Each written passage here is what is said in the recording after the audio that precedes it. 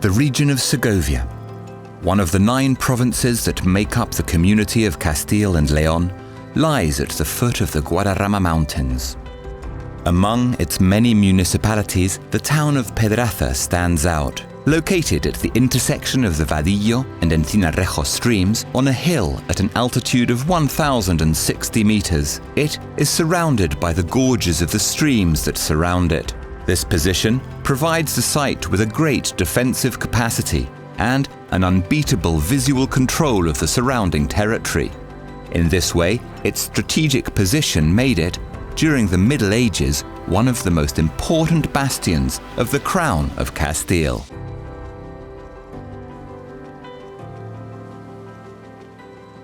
Given the ceramic remains found near the castle, it is believed that Pedraza was inhabited around the 3rd century BC by Celtiberian population, and it is possible that by then it was already being used as a fortress, logistic center, and market for a large territory. It was not until the Middle Ages that it was mentioned in writing in a document. In the 8th century, naturally well-defended positions, such as Pedraza, could have played a leading role in the incursions of the Muslim armies, but there aren't any proven facts regarding this.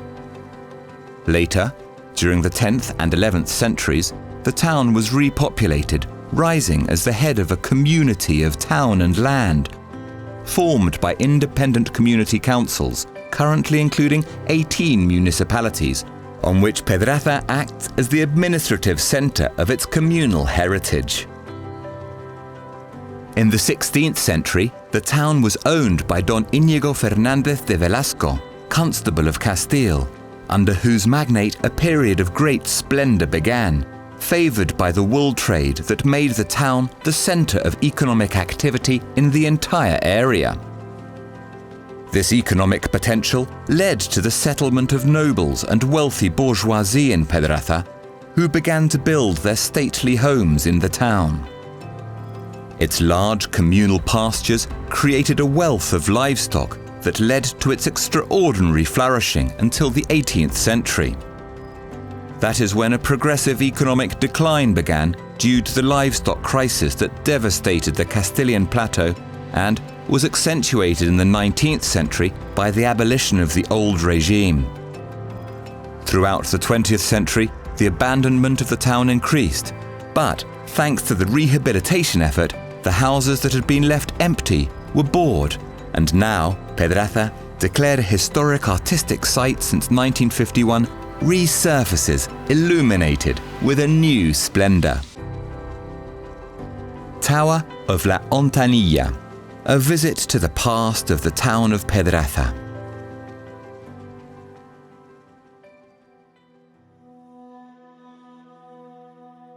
Pedraza stands out for many reasons.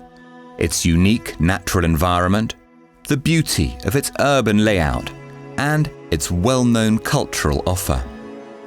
But on this occasion, we will focus on the peculiarities of its defensive system, its imposing wall, and, above all, the Tower of La Hontanilla. The walled enclosure that defended the town of Pedraza constitutes one of the most outstanding examples of medieval defensive systems in the province of Segovia. The fortification of Pedraza is a first-rate example of a polyurcetic system in which the walls, the castle, and the natural escarpments form a singular defensive unit. Its high heritage value from the historical-cultural point of view explains why, from 2009 to 2011, several of the sections and preserved wall remains were the object of a deep and extensive restoration.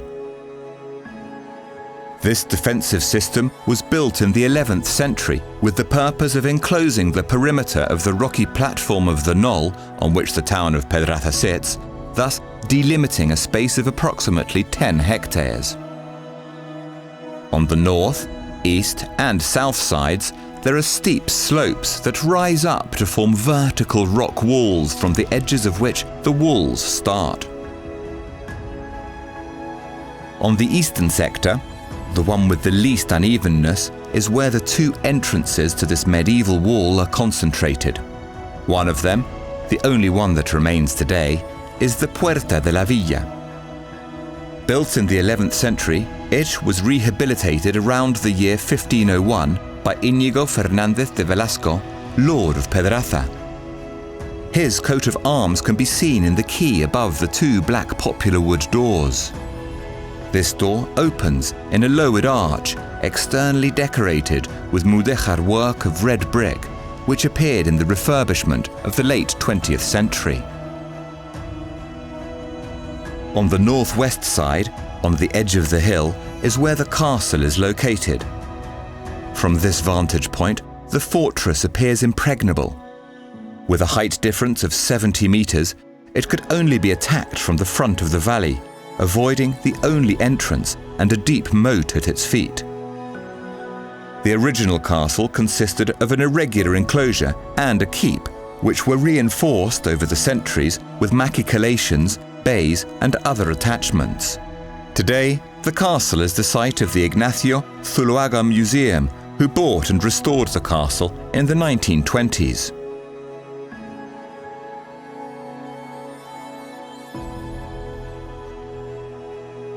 Descending towards the southwest, the remains of the wall begin to be scarcer and intermittent, but they allow us to reach the southern end of the walled enclosure, where we find the Hontanilla area, in which a peculiar albarrana tower is erected, preceded by a postigo, or secondary door, opened in the wall.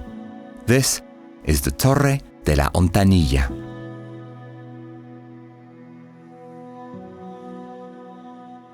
Around the 12th and 13th centuries, there was already an entrance gate in this area of considerable size, with a large width that facilitated road access to the interior of the town without the need to cross the town centre.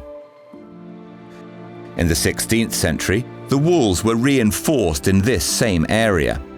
The gate was then fitted with a barbican-like barrier that reduced its dimensions. From that moment on, it was no longer suitable for the circulation of carts and wagons, so it became a gate, or postigo, a secondary access. In the 18th century, this entrance was definitively closed off due to the impossibility of the town authorities to control the access of personnel or to guarantee the collection of the relevant taxes. It lost its defensive function and was definitively abandoned. From that moment on, this section of the wall around the postigo of the Hontanilla was subjected to a systematic dismantling process in order to reuse the construction materials of its walls. Successive historical and archaeological research has provided new and interesting information about this section of the wall. These studies have facilitated the execution of restoration work in the area, which, in 2009, resulted in the complete excavation of this postigo. Facing northeast, the postigo is covered by a semicircular arch built with ashlars of varying sizes. The impost of the arch rests on two of the carved ashlars in the form of a capital. On both sides, part of the wall in which the arch was integrated has survived. Above it, there is brick masonry, mostly modern, reconstructed during the restoration. Above it, there is a row of large ashlars, two of them showing a carved relief depicting two horses facing each other. Finally, the vault rests on walls built with stone ashlars. On the other side of the postigo, we find the Tower of La Hontanilla. Provided with a polygonal floor, its placement ahead of the wall line and the use of ashlar masonry gives this tower its own identity, which identifies it with the Albarrana tower model. The term Albarrana comes from the Hispanic Arabic al-barrana, which means the one outside, and was applied to this kind of construction which, although it is part of the fortified system, is usually arranged at a certain distance from the walled enclosure, projecting outside of it.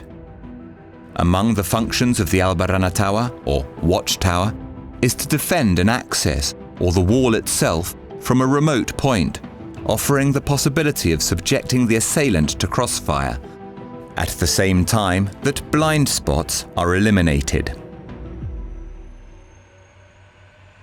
Historical archaeological investigations indicate that between the end of the 14th century and the beginning of the 15th, the walls of the primitive tower underwent reconstruction works within a broad plan of transformation of the entire defensive system of Pedraza. The peak in the town's livestock economy and the noble wars that were still taking place in Castile explain why an operation of this magnitude was carried out.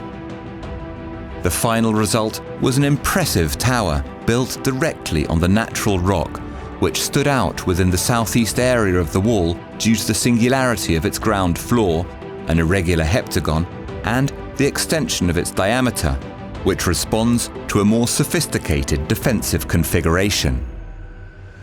The arrival of the 15th century brought new siege weapons, the invention of artillery. Faced with this new way of sieging fortresses, the new structural characteristics of the Torre de la Hontanilla introduced during its reform guaranteed a more effective defense.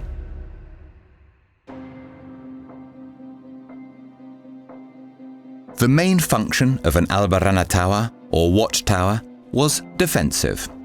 However, it also used to play another role, giving safe access to a supply of drinking water for the people living in the castle. During the archaeological excavations of the Torre de la Hontanilla, also known as Torre del Pozo, it was found that it wasn't a solid tower because it was hollow on the inside. Once the deposits that filled this building had been removed, the research team identified a well at the base, partially carved into the rock, which was fed by a spring coming from the upper part of the hillside. The structure that provided access to the tower from the outside wall seems to corroborate this second application, to protect the spring as a covered cistern. The very name of Hontanilla, meaning small fountain, refers to this circumstance. The architect responsible for the project to consolidate the different sections of the wall, Alberto García Gil, maintains that the open space inside the tower could serve as a snow well, finding structural similarities with other wells that had the same use in the province of Segovia. Currently, the interior of the tower houses a multi-purpose room equipped as an audiovisual room, from where the spring can be seen at a depth of 15 meters.